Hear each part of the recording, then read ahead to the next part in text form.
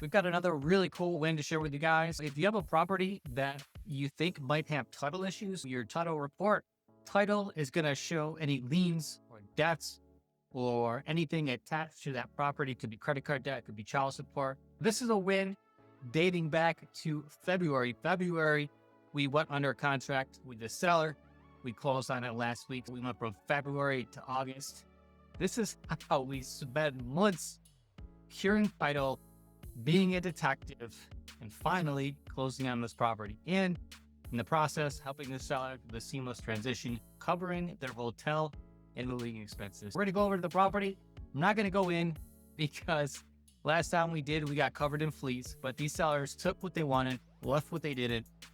And I'm going to share this story with you. Stick around. If you're on the fence about selling your property and you're wondering why would it take from February to August to sell a property, well, here's a couple of reasons. Number one, the report card or that title report, some of the sellers that we're working with, probably 60 to 70%, we like to call them surprises. In this case, there were liens on the property with prior banks. It was extremely difficult to find the actual lien holders. What can happen over time are mortgages or can be traded from one creditor to another. For example, Chase can sell your loan to MasterCard or vice versa. Sometimes when you have mortgages, those mortgages can get sold 3-4 times over to different companies. In this situation, there were a lot of different name changes. And so we had to do some detective work. This is why it's extremely important to work with somebody that has a solid attorney.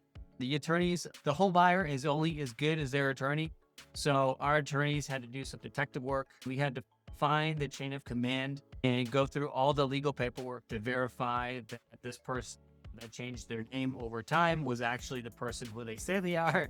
Go back to the debtors, get the payoffs. Additionally, last minute, we went to prepare for closing. We ran title again, and we found another unknown debt. So there was additional credit card debt at the finish line. When we got to the finish line, we had to help the seller with their rents or their Airbnb. They were staying at hotels. They decided to move out a little early, and we provided cash advances for them to stay in a hotel up until they closed the property. That's why a lot of the times these closings can take longer than you expected. If you are considering selling and you're under time constraints at the finish line for a tax auction or a bank foreclosure, if you wait last minute, you're going to have to say some Hail Marys and pray that we can perform a miracle. We're definitely not miracle workers. We perform miracles by the grace of God in the past that allows us to help stop sellers from losing their home to auctions or the banks. But that's not always the case. My suggestion is don't wait last. If you're afraid of any debt or liens attached to the property, oftentimes we can work with negotiating with those lien holders.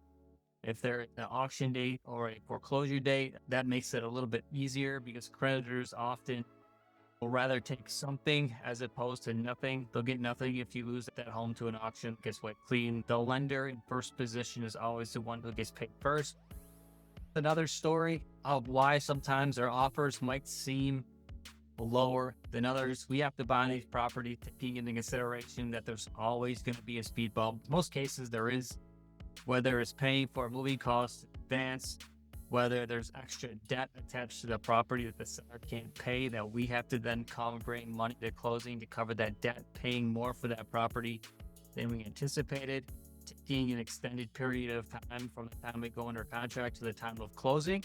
We have to hold that money until that property closes, which also might prevent us from working with our sellers in the future. We appreciate your time, you guys. If you are considering selling or just want to be educated on all your options, not just one, we'd be happy to come out and make you a cash offer. Of course, the timing is right.